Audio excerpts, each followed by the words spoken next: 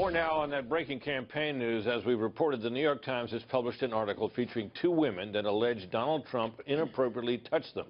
Trump himself has denied the allegations in the article, and his campaign just responded with a statement that reads in part, quote, "This entire article is fiction, and for the New York Times to launch a completely false, coordinated character assassination against Mr. Trump on a topic like this is, quote, dangerous."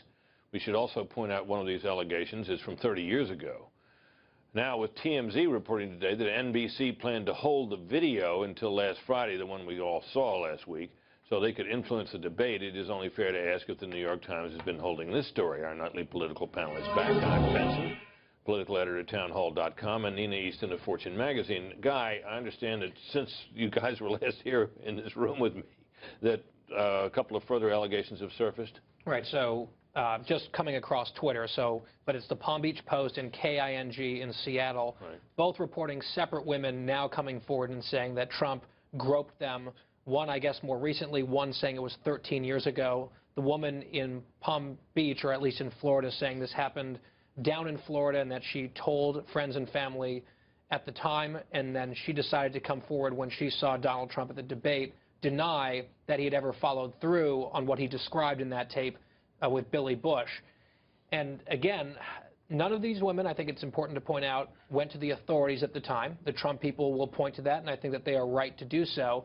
But the political problem, at the very least, that Donald Trump has is he is on tape saying this is how he treats women. This is what he does to women. And here are now 4 women today saying, indeed, that is what he did to me. Well, compounding this, and something we haven't talked about, is the whole issue which he bragged to Howard Stern about his ability as the owner of the Miss USA pageant to wander into dressing rooms where pageants were getting dressed half naked.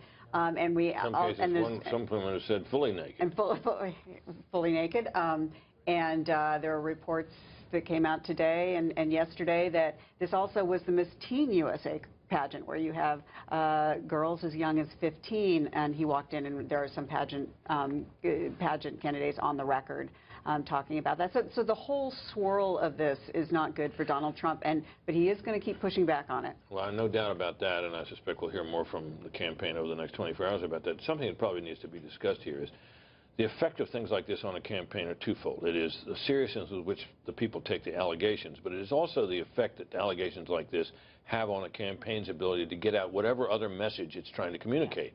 So when you're in the midst of one of these firestorms, and this is bound to generate another one or further the one that's already going on, you want to talk about your education plan or your tax plan versus her tax plan or Hillary Clinton's weaknesses on this and that.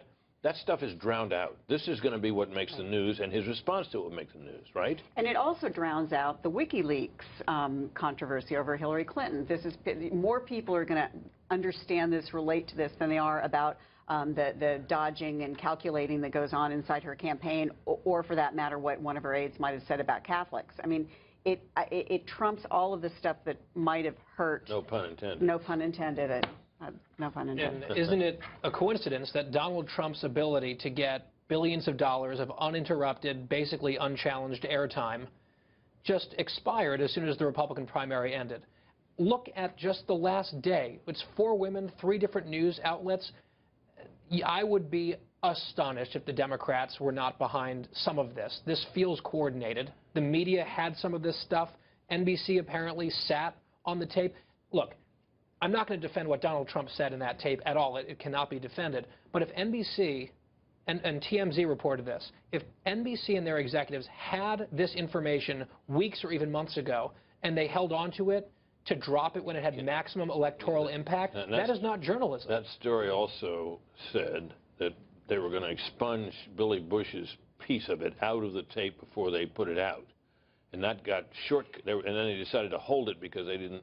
They were worried about the storm coverage and preoccupied by that, and then it leaked out, and it had Billy Bush's remarks in it, and that was the end of him, as it turned out. Yeah, I think sitting on it had much more to do with the internal politics of NBC and how to deal with the Billy Bush component of it, and sitting on it. I don't think they were like waiting to drop the bomb right before a debate. The old saying in this business, when in doubt, put it out. Right. That's right, but I'm saying the motivation I don't think was to drop it in a way that would hurt Trump. I think the motivation was internal politics Well, on how do we deal with the Billy Bush. Hardly could have come at a worse time, though, right? Oh, no kidding. Guy and Nina, thank you both.